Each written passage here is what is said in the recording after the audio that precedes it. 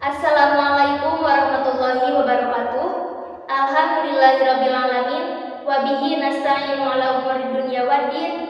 Wassalatu wassalamu ala asyrofil anbiya'i wal mursalin sayyidina Muhammadin wa ala alihi wa sahbihi ajmain. Amma ba'du.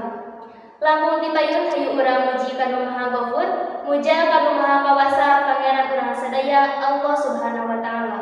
Rehna urang sadaya tiasa patepung lawung paamprok jongkok di tempat. Sholawat wasalam teulah pasanggakeun ka junjunan urang sadaya Kangjeng Nabi Muhammad sallallahu alaihi wasallam. Teulah pasanggakeun ka para sahabatna, kulawargina dugi ka urang sadaya salam ku umatna. Amin ya rabbal alamin. Sataacana haturkeun nuhun ka Bapak Guru anu dipikah hormat, anu parantos masihan waktu sareng kesempatan. Teu hilap karerencangan anu kusimkuring dipika cinta.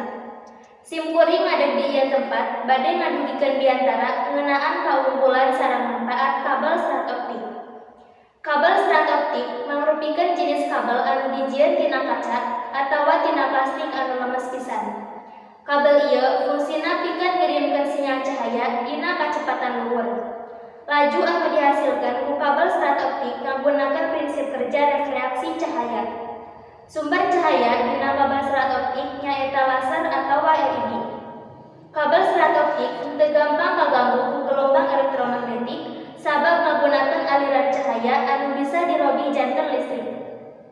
Ieu aya sababaraha mangpaat tina nggunakeun kabel serat optik. Di antarana, hiji, salampu saluran komunikasi. Kabel serat optik dipake salampu saluran komunikasi sabab boga speed transmisi tinggi. Caan di jero bisa lolos sabab indeks refraktif kaca leuwih badag batan hawa. 2. Pangiriman data janten langkung gancang. Kauntungan sanesna nyaeta pikeun ngirimkeun data janten langkung gancang. Salaku tambahan, upami lubak pita ageung, kabel serat optik biasa ngirimkeun langkung seueur data tibatan kabel konvensional.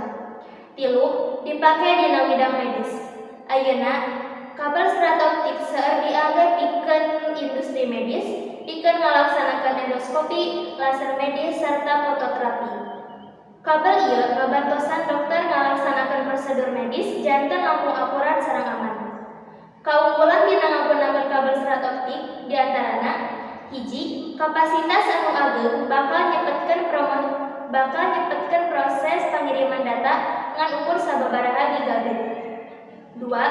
Kabel serat optik leuwih leutik sarta ipis, tapi leuwih fleksibel batan tambaga. 3.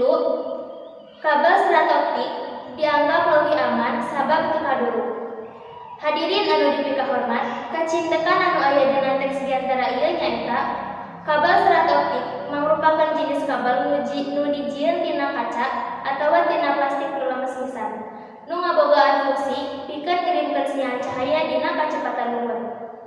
Sakitu wae anu tiasa dipihatur, kirang langkungna nyuhunkeun dihapunten, mudah-mudahan aya manfaatna kanggo urang sadaya.